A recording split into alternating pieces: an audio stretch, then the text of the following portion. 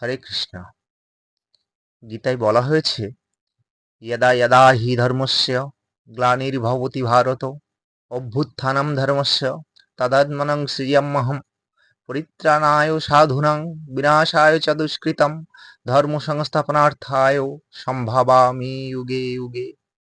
অর্থাৎ যখনই ধর্মের অধঃপতন এবং অধর্মের উদ্ভব হয়, তখনই সাধুদের পরিত্রাণ, দুষ্টলোকের বিনাশ এবং ধর্মকে পুনরায় স্থাপন করার জন্য আমি পৃথিবীতে অবতীর্ণ হই।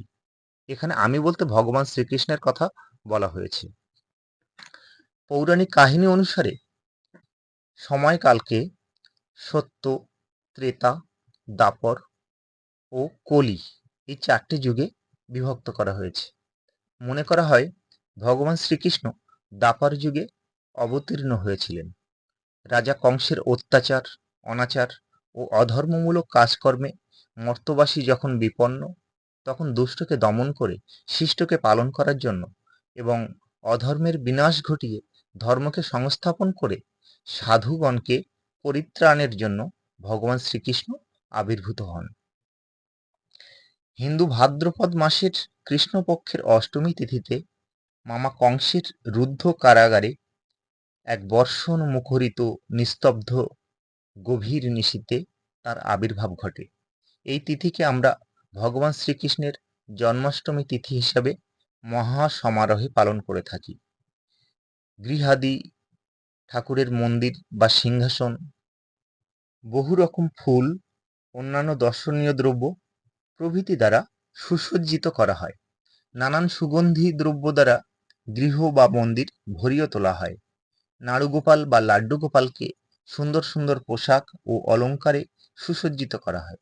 সেই সাথে সাকান্ন, মিষ্টান্ন, ফল, পিঠে পুলি, লাড্ডু, নাড়ু, ক্ষীর, মাখন প্রভৃতি ভোগ নিবেদন করে ভগবান কৃষ্ণের আরাধনা করা হয়।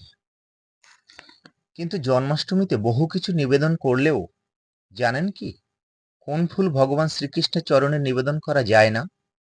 যে ফুল কৃষ্ণচরণে নিবেদন করলে তিনি তুষ্ট না হয়ে রুষ্ট হন, যে ফুল কৃষ্ণচরণে সমর্পণ করলে তিনি অসন্তুষ্ট হন, সেই ফুল হলো জবা। বিশেষ করে লাল জবা ভগবান শ্রীকৃষ্ণকে কখনোই নিবেদন করা উচিত নয়। আর সেই সাথে ভগবান শ্রীকৃষ্ণকে কখনোই টক জাতীয় ফল নিবেদন করবেন না। তা সে যত দামি বা যত সুন্দর ফল হোক না কেন, টক জাতীয় ফল কখনোই প্রদান করবেন না। বিশেষভাবে বলবো, টক জাতীয় লেবু, টক আঙুর এই ফলগুলি কখনো নিবেদন করবেন না। এছাড়া পচা বা দাগি ফল কখনোই নিবেদন করবেন না। নমস্কার বন্ধুরা, ভিডিওটি ভালো লাগলে অবশ্যই কমেন্টে লিখবেন। হরে কৃষ্ণ।